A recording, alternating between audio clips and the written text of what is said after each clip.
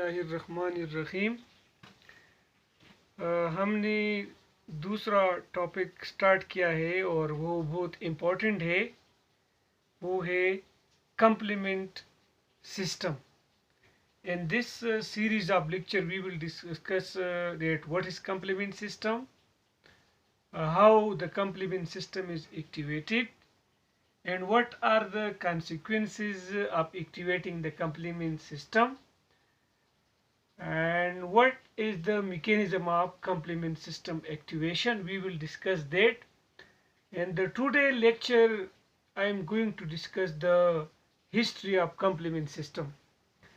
बेटा, इस series of lecture में हम डिस्कस करेंगे कि complement सिस्टम क्या है, complement सिस्टम किस तरह एक्टिवेट होता है, और जब complement सिस्टम एक्टिवेट होता है तो इसकी पैदी क्या है, और जब ये ओवर एक्टिवेटेड होता है तो इसके नुकसानात क्या है, और complement सिस्टम का रेगुलेशन किस तरह है, ये मैं डिस्कस करूँगा।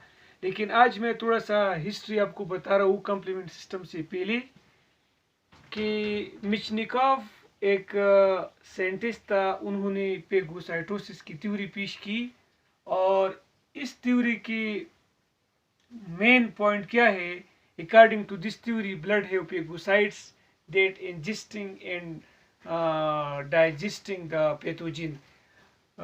मिचनिकॉव थ्योरी के मुताबिक, असल में ये बहुत मशहूर थ्योरी है, इस थ्योरी के मुताबिक ब्लड में पेगोसाइट्स होते हैं और वो पेगोसाइट्स जो है पेगोसाइटोसिस करते हैं। इस थ्योरी को हम मिचनिकॉव थ्योरी कहते हैं।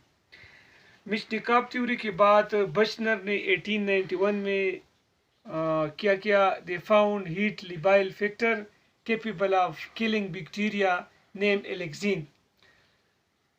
बचनर ने 1891 में क्या किया कि हीट लिबाइल फैक्टर जो है वो डिस्कवर किया ब्लड में, और वो बचलर ने ये कहा कि ये जो हीट लिबाइल फैक्टर है इसको उन्होंने एलेक्सिन का नाम दिया, और एलेक्सिन ग्रीक वर्ड का ग्रीक ज़ुबान का लफ्ज़ है जिसका मतलब वर्ड ऑफ मतलब ख़त्म करना। तो असल में हीट लिबाइल फैक्टर जो है बचनर ने उसको ये नाम दिया। फिर जोल बॉर्डिट ने इस बचनर की थ्योरी सपोर्ट की, और उन्होंने कहा कि बैक्टीरिया जब किल होते हैं, बैक्टीरिया की किलिंग के लिए 2 फैक्टर की ज़रूरत है। एक हीट लिबाइल फैक्टर है जिसका नाम एलेक्सिन है, और एक हीट स्टेबल फैक्टर है जिसका नाम सेंसिटाइज़र है, जो एंटीबॉडी आज कल हम उसको कहते हैं।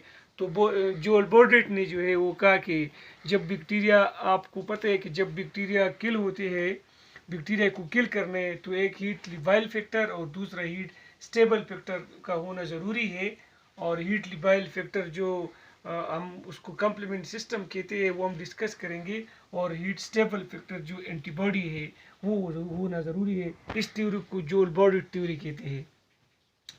फिर इसके बाद पॉल अर्लिक ने वर्ल्ड कंप्लीमेंट यूज़ किया, और उन्होंने एक मशहूर थ्योरी पेश किया, और इस थ्योरी का नाम है साइड चेन थ्योरी। असल में उन्होंने क्या किया, पॉल अर्लिक ने कहा कि ह्यूमन की बॉडी की सेल्स पे रिसेप्टर्स मौजूद होते हैं जो एंटीजन को क्या करते हैं, ये रिसेप्टर एंटीजन को रिकॉग्नाइज करते हैं, और ये रिसेप्टर मल्टीप्लाई होते हैं और फिर ये सर्कुलेशन में आ जाते हैं, और इस रिसेप्टर को आजकल जो हम नाम देते हैं वो है एंटीबॉडी। ये एंटीबॉडी क्या होते हैं कि ये एंटीबॉडी एंटीजन के साथ भी अटैच होता है, और एंटीजन के बाद जो है फिर ये कंप्लीमेंट सिस्टम के साथ जो है अटैच होता है, और बैक्टीरिया है किल होते हैं।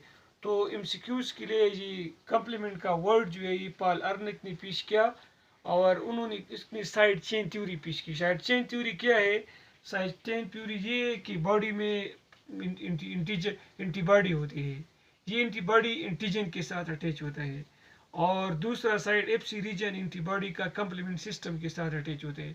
तो ये बैक्टीरिया इस तरह किल होता है, इसको हम क्या कहते हैं, साइड चेन थ्योरी, और ये पॉल अर्लिक ने पेश किया। ये तो मैंने आपको थोड़ा सा कंप्लीमेंट सिस्टम का मतलब हिस्ट्री किया कि कंप्लीमेंट सिस्टम को ये हीट लिबाइल फैक्टर कहा, क्योंकि जब हम 56 डिग्री सेंटीग्रेड दे देते हैं ब्लड प्लाज्मा को, तो कंप्लीमेंट के कुछ फैक्टर है वो इसके साथ क्या होते हैं, किल होते हैं। इस वजह से ही हीट लिबाइल फैक्टर है, और एंटीबॉडी जो है वो हीट स्टेबल फैक्टर है। नेक्स्ट लेक्चर में हम स्टार्ट करेंगे कि what is complement system, how the complement system is activated.